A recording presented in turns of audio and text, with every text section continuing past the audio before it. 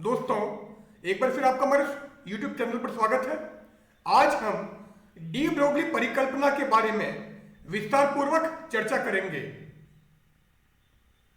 तो आज के हमारे इस लेक्चर में हम डी ब्रोगली परिकल्पना, विभिन्न कणों के लिए डी ब्रोगली तरंगदैर्ध्य एवं डी ब्रोगली परिकल्पना से बोर परिकल्पना किस प्रकार प्राप्त की जा सकती है, इनके बारे में विस्तार पूर्वक चर्चा करेंगे।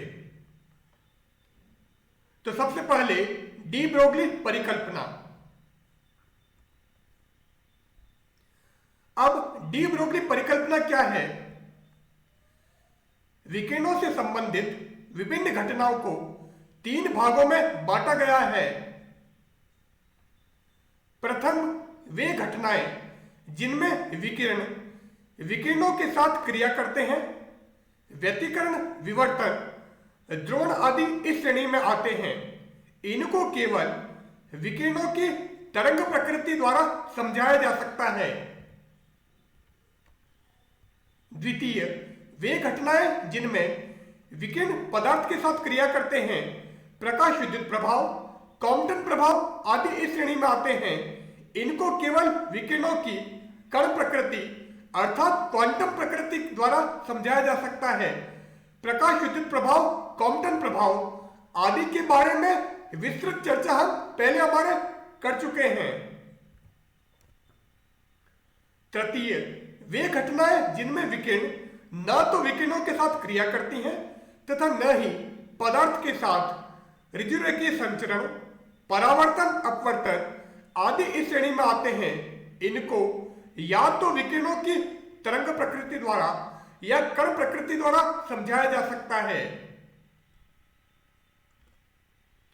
अर्थात कुछ परिस्थिति में विकिरण कण प्रकृति दर्शाती हैं तथा कुछ अन्य परिस्थितियों में तरंग प्रकृति दर्शाती हैं। अतः हम कह सकते हैं कि विकिरण दोनों प्रकृति, कण प्रकृति एवं तरंग प्रकृति अर्थात द्वैत प्रकृति दर्शाती हैं।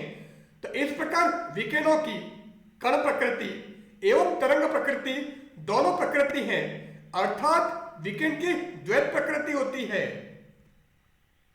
डी ब्रोगली के अनुसार एक गतिमान कण से सदैव एक तरंग संबद्ध होती है।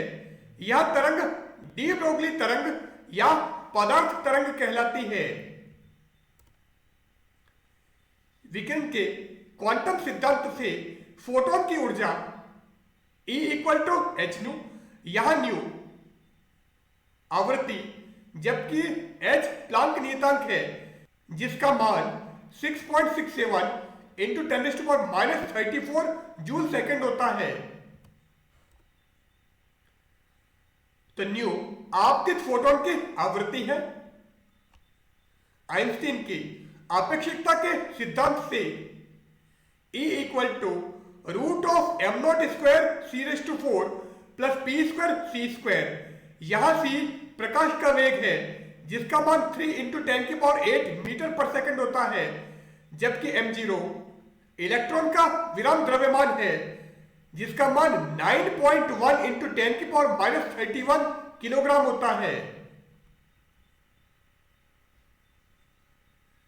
यदि m0 का मान 0 हो तो E = √m02c⁴ + p²c², यहां पर हम m0 को 0 कर दें, देन E = pc।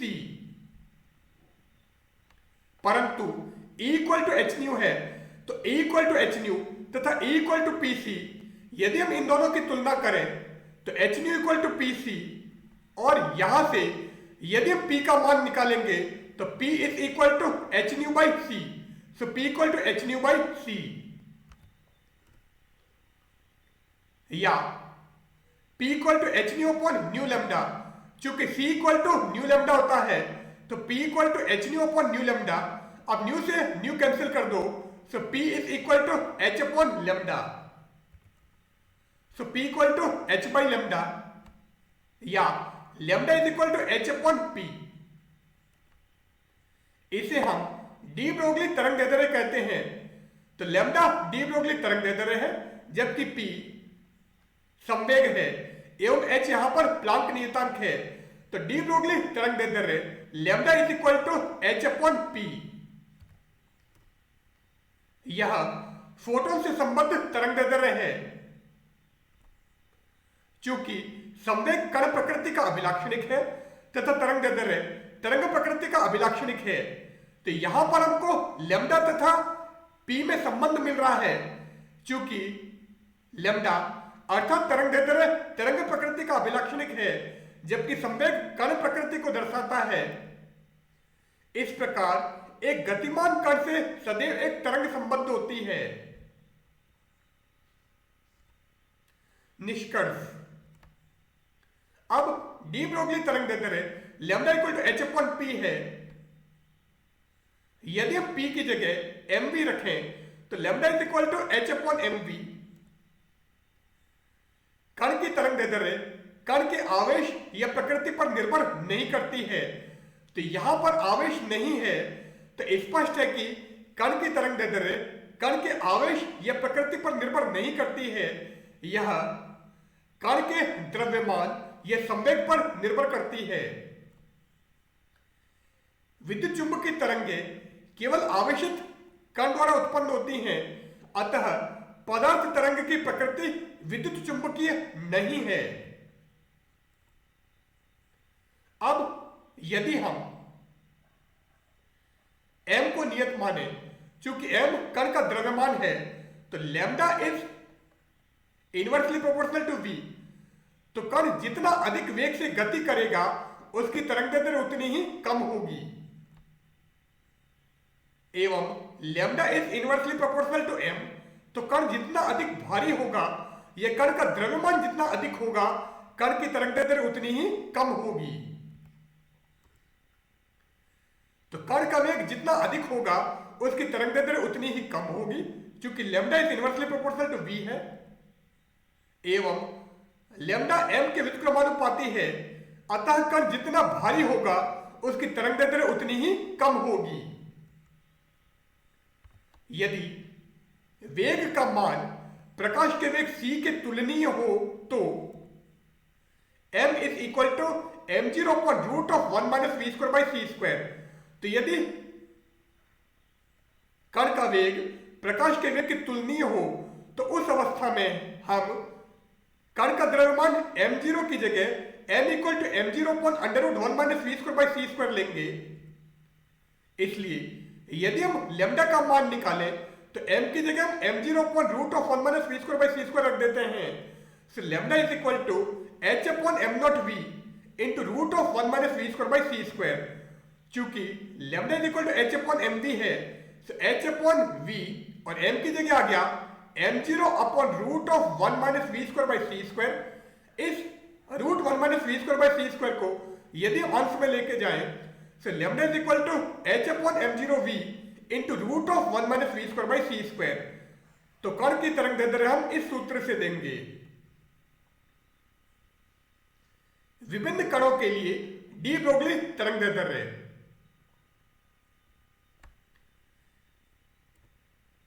यदि एक इलेक्ट्रॉन v विभवांतर से त्वरित होता है तो इसके द्वारा ग्रहण की गई ऊर्जा E is equal to E into we.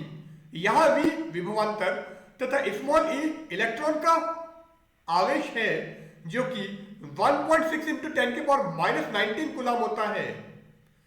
एवं कैपिटल E इलेक्ट्रॉन द्वारा ग्रहण की गई ऊर्जा है। अब इलेक्ट्रॉन की गतिज ऊर्जा E is equal to half m nought V square. यहां m0 इलेक्ट्रॉन का विराम द्रव्यमान है, और मैंने कहा था इलेक्ट्रॉन का विराम द्रव्यमान 9.1 इंटू 10 के पावर माइनस 31 किलोग्राम होता है, तथा स्मॉल v इलेक्ट्रॉन का वेग है। अब यदि हम यहां से इलेक्ट्रॉन का वेग निकालें, so 2e upon m nought is equal to V square. So v आ जाएगा under root 2e by m0।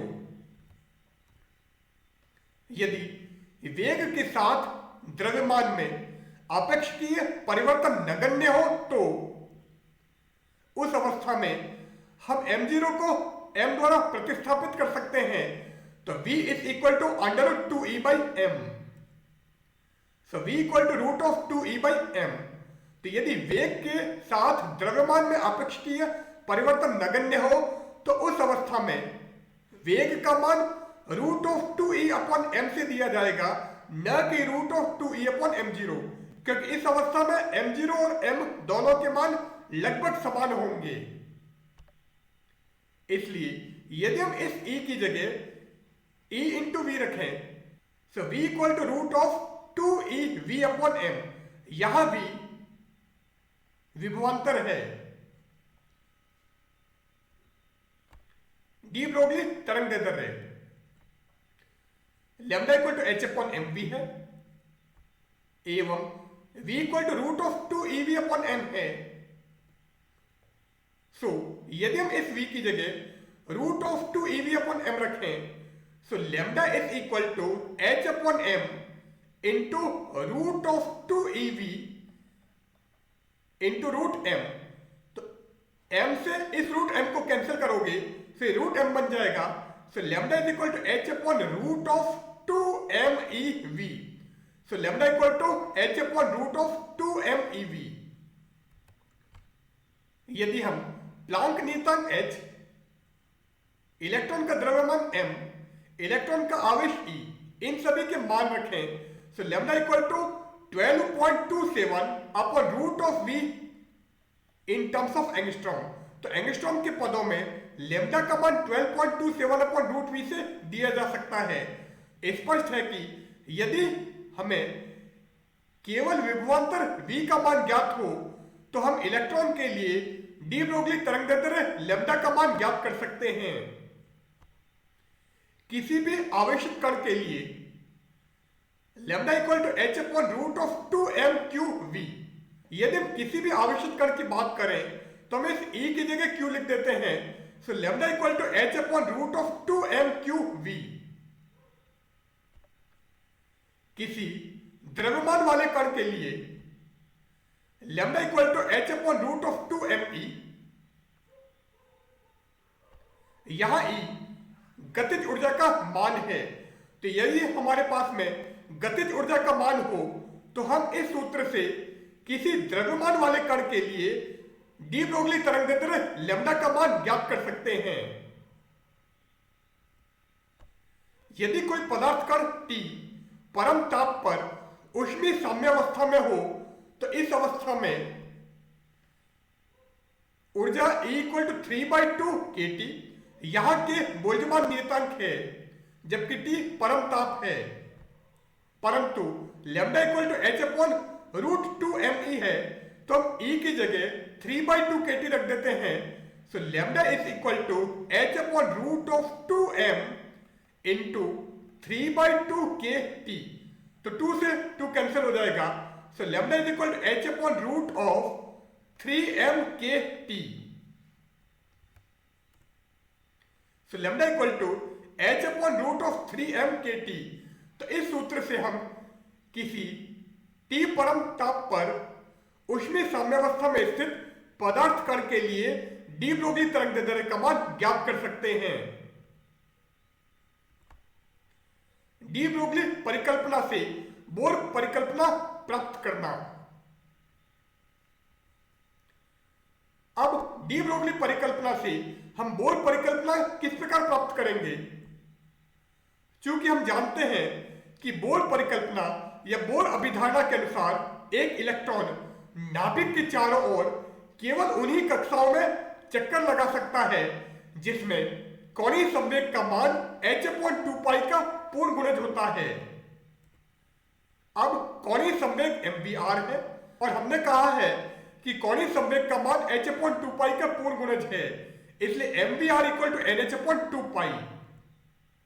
चूंकि प्रत्येक कण से सदैव एक तरंग संबद्ध होती है, इसलिए डी ब्रोगली परिकल्पना के अनुसार लैम्डा इक्वल टू h/mv एवं 2πr equal to n lambda. यहां 2πr स्थायी कक्षा की परिधि है। अब यदि हम इस लैम्डा की जगह h/mv रख दें So 2 pi r equal to NH upon mv, या mv r equal to NH upon 2 pi। तो इस 2 pi को हम यहां पर और mv को हम यहां पर ले जाते हैं। सो mv r equal to NH upon 2 pi, और यही हमारी बोर अभिधारणा है। तो इस प्रकार हम डी ब्रोगली परिकल्पना से बोर परिकल्पना प्राप्त कर सकते हैं। तो आज का हमारा ये अध्याय हम यहीं पर समाप्त करते हैं। Good bye.